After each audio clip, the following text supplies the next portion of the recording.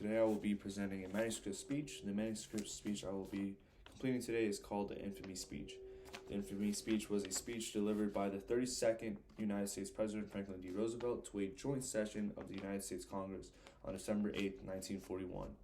One day after the Empire of Japan's attack on the United States naval base at Pearl Harbor, Hawaii, and the Japanese declaration of war on the United States and the British Empire, which now we know led to what we know as World War II. I will now begin my manuscript speech.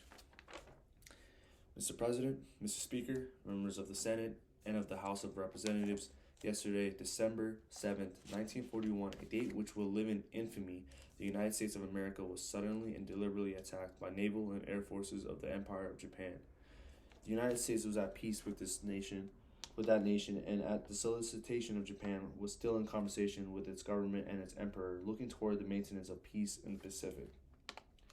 It will be recorded that the distance of Hawaii from Japan makes it obvious that the attack was deliberately planned many days or even weeks ago. During the intervening time, the Japanese government has deliberately sought to deceive the United States by false statements and expressions of hope for continued peace. The attack yesterday on the Hawaiian Islands has caused severe damage to American naval and military forces. I regret to tell you that very many American lives have been lost. In addition, American ships have been reported torpedoed on high seas between San Francisco and Honolulu. Yesterday, the Japanese government also launched an attack against Malaya. Last night, Japanese forces attacked Hong Kong. Last night, Japanese forces attacked Guam. Last night, Japanese forces attacked the Philippine Islands. Last night, the Japanese attacked Wake Island. And this morning, the Japanese attacked Midway Island. Japan has therefore undertaken a surprise offensive extending throughout the Pacific area. The facts of yesterday and today speak for themselves. The people of the United States have already formed their opinions and well understand the implications to the very life and safety of our nation. As Commander-in-Chief of the Army and Navy, I have directed that all measures be taken for our defense. But always will our whole nation remember the character of the onslaught against us. No matter how long it may take for us to overcome from this premeditated invasion, the American people in their righteous might will win throughout to absolute victory.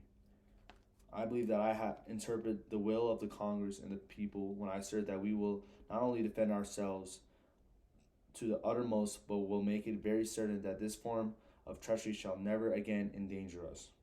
Hostilities exist. There's no blinking at the fact that our people, our territory, and our interests are in grave danger. With confidence in our armed forces, with the unbounding determination of our people, we will gain the inevitable triumph, so help us God. I ask that the Congress declare that since the unprovoked and dastardly attack by Japan on Sunday, December 7, 1941, a state of war has existed between the United States and the Japanese Empire.